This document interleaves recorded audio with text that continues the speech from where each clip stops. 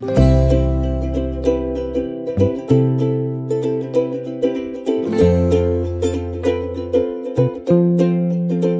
Guys, అందరూ ఎలా ఉన్నారు? నేనైతే బాగున్నానండి. మా బాబు కూడా బాగున్నాడు. అందరం బాగున్నాము. ఈ వ్లాగ్ వచ్చేసి మా అత్తయ్య వాళ్ళ దగ్గరికి వెళ్తున్నాం మేము. యాక్చువల్గా మా హస్బెండ్ ఇంకా రిటర్న్ యూరప్ వెళ్ళిపోతున్నాడు. సో ఆఫ్టర్ మేబీ 2-3 months మళ్ళీ వస్తారనుకుంటా. బట్ ఇప్పుడు నీడ్ ఉంది అక్కడ కొంచెము మా హస్బెండ్ది. సో ఇంకా వెళ్తున్నారు. సో ఒకసారి విజిట్ చేసినట్టు ఉంటుంది అని. బికాజ్ ఎందుకు అంటే ఫ్లైట్ వచ్చేసి నైట్ ఉంది అనమాట. నైట్ మళ్ళీ అత్తయ్య వాళ్ళు ఎయిర్పోర్ట్ వచ్చి మళ్ళీ వెళ్ళడానికి కొంచెం ఇబ్బంది అవుతుంది. అందుకని సో మేము 2 days బిఫోరే మేము వెళ్ళి అక్కడ మేము విజిట్ చేసి ఇంకా మా అత్త మా కొన్ని ప్రిపేర్ చేసిందనమాట పార్సల్స్ మా హస్బెండ్ కోసం. ఇంకా అవి తీసేసుకొని వెళ్ళాలన్నమాట, రిటర్న్ అవ్వాలి. సో యాక్చువల్లీ ఇంకో వర్క్ ఉంది మాకు ఈవినింగ్. సో అదే రోజు మేము ఈవినింగ్ కొద్దిగా ఒక వర్క్ పెట్టుకున్నాం అనమాట. బట్ అన్నీ ఫ్లాప్ అయ్యాయి. ఎందుకంటే చెప్తాను నేను ఎందుకు ఫ్లాప్ అయ్యాయి అనేది. సో ఇంకా నేను మా వాడికి బ్రేక్ఫాస్ట్ ప్రిపేర్ చేస్తున్నాను. యాక్చువల్గా నేను ఉప్మా చేసినా సరే అందులో కొద్దిగా నేను ఆకుకూరలు వేస్తాను. ఒక 4-5 రెమ్మలు, లైక్ తోటకూర కానీ, మెంతికూర కానీ, పాలకూర తోటకూర వేస్తే చాలా టేస్ట్ వస్తుంది. టేస్ట్ ఉప్మాది ఎన్హాన్స్ అవుతుంది. ఒకసారి మీరు ఇలాగా ట్రై చేయండి. చాలా అంటే చాలా బాగుంటుంది. జస్ట్ అంటే మొత్తం కర్రీకి వేసినట్టు కాదు, జస్ట్ మనం గార్నిషింగ్కి కొంచెం కొత్తిమీర తీసుకుంటాం కదా, అలాగే ఇందులో కొద్దిగా ఒక 2 రెమ్మలు ఎక్కువ తీసుకోవాలన్నమాట. చూసారు కదా, నేను ఒక 4-5 leaves తీసుకున్నాను అంతే. పాలకూర నేను యాక్చువల్గా తీసుకుంది. సో అలా నేను కొంచెం ఏదైనా సరే ఇంక్లూడ్ చేస్తాను. ఒకసారి ఇలా వేసి ట్రై చేయండి. ఉప్మా గోధుమ రవ్వ కానీ సన్న రవ్వ కానీ ఏదైనా సరే చాలా బాగుంటుంది. టేస్ట్ అనేది చాలా ఎన్హాన్స్ అవుతుంది. అండ్ చాప్ చేసుకోవడం మాత్రం కొంచెం సన్నగా చాప్ చేసుకోండి. చాలా సన్నగా చాప్ చేసుకుంటే ఇంకా బాగుంటుంది. ఇక్కడ ఒక 1/2 onion, ఒక చిన్న మిర్చి అండ్ ఒక 4 కాదు ఒక 5-6 పాలకూర లీవ్స్ తీసుకున్నాను. అండ్ ఒక క్యారెట్ తీసుకున్నాను, ఒక 1/2 carrot, మోర్ దెన్ 1/2. ఇంకా అన్ని మంచిగా సన్నగా చాప్ చేసుకొని ఆయిల్ కొద్దిగానే వేసుకొని ఆవాలు, ఆనియన్, క్యారెట్ మంచిగా కొంచెం ఫ్రై అయ్యాక నేను పాలకూర వేసేసాను. ఇవి మొత్తం ఫ్రై అయ్యాక నేను ఇందులోనే రవ్వ వేసాను. యాక్చువల్గా ఫస్ట్ కొంతమంది రవ్వ వేయించుతారు, దాని తర్వాతకి ఇందులో వేస్తారనమాట, ఫ్రై చేసుకుంటారు. బట్ నేను డైరెక్ట్ ఇందులోనే ఫ్రై చేసేసి అందులోనే ఇంక్లూడ్ చేసేస్తున్నాను వాటర్. సో ఇంకా నేను ఆయిల్ ప్రిపేర్ చేసింది, అదే ఆయిల్ యాక్చువల్గా అమ్మ ప్రిపేర్ చేస్తుంది అనమాట, నేను కాదు. అది అమ్మ ప్రిపేర్ చేసిన ఆయిల్, కానీ నేను అప్లై చేసుకుంటున్నాను ఈ మధ్య. ఎందుకంటే ఆఫ్టర్ డెలివరీ నాకు హెయిర్ ఫాల్ అనేది బాగా ఎక్కువ అయ్యింది. So I'm including this oil అనమాట. లెట్స్ సీ అనమాట. నేను ఓన్లీ కొబ్బరి నూనె ఒకటే వాడతాను, ఏది వాడను నేను. హెయిర్ కండిషనర్ కానీ నాట్ ఈవెన్ సిరమ్ ఏది నేను వాడను.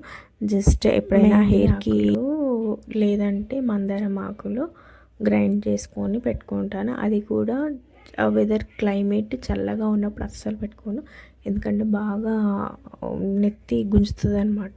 సో కొంచెం మంచిగా ఎండ ఉన్నప్పుడు పెట్టుకొని కడిగేసుకుంటాను అనమాట. మేము బ్రేక్ఫాస్ట్ చేసేసి స్టార్ట్ అయిపోయాము. మా వాడికి అప్పటికే ఇంకా జస్ట్ మేము స్టార్ట్ అయ్యామో లేదు అప్పుడే నిద్ర ఇంకా వాడికి స్టార్ట్ అయిందనమాట. ఇంకా నేను బాక్స్ కూడా ప్రిపేర్ చేసుకున్నాను.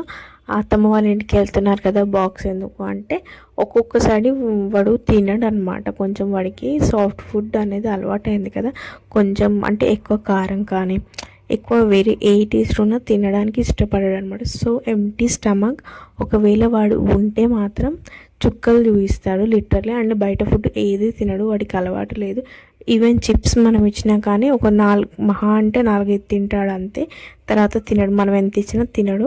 ఏదైనా సరే ఫోర్స్ఫుల్గా తినడు, వాడికి నచ్చాలి అప్పుడే తింటాడు. సో అందుకని నేను ఏ రిస్క్ తీసుకోను. బయటికి వెళ్ళినప్పుడు కొంచెం ప్రశాంతంగా ఉండనని తప్పకుండా బాక్స్ వాడికి మాత్రం క్యారీ చేస్తాను ఫర్ ష్యూర్. ఏ టైం కానీ మార్నింగ్, ఈవినింగ్, నైట్ ఎక్కడికి ట్రావెల్ చేసినా కంపల్సరీ నేను బాక్స్ అనేది వాడికి మాత్రం క్యారీ చేస్తాను. ఎందుకంటే వాడు ఎంప్టీ స్టమక్ ఉంటే అసలు ఎవరికి వినడు అనమాట.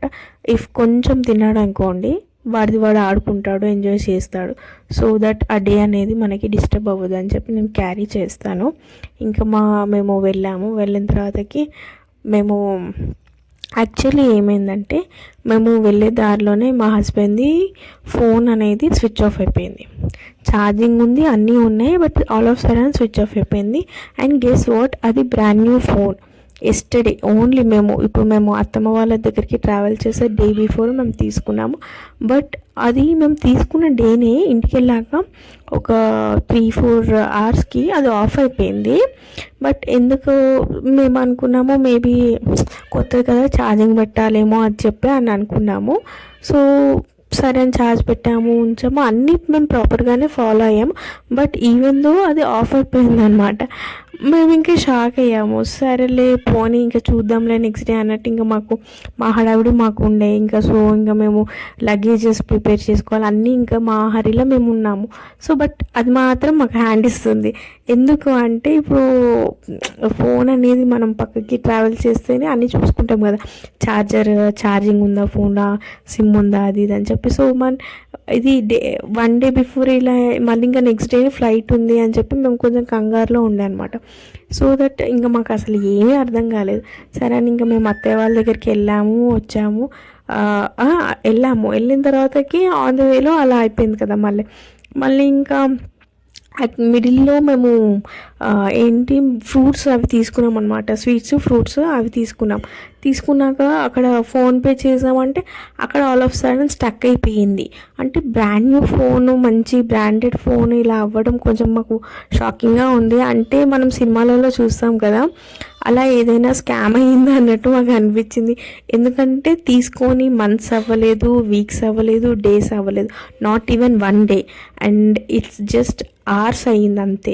ఇంకా మేము కొంచెం షాక్లో ఉండే అనమాట. ఏంటి ఇది, ఇన్ని డబ్బులు పెట్టి ఉన్నాం అని చెప్పి. అంటే యాక్చువల్గా ఫస్ట్ ఫోను కొద్దిగా ఇబ్బంది అవుతుందని ఈ ఫోన్ తీసుకున్నాం అనమాట.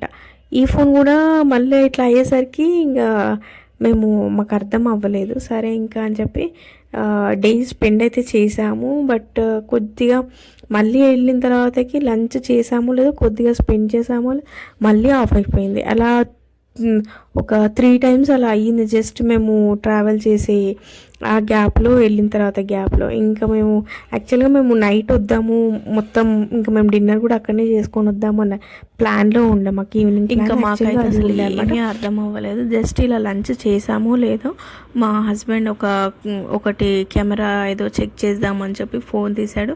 అది ఆల్రెడీ ఆఫ్ అయిపోయి ఉంది, కానీ చెక్ చేయడం తన తర్వాత చెక్ చేసుకున్నాడు.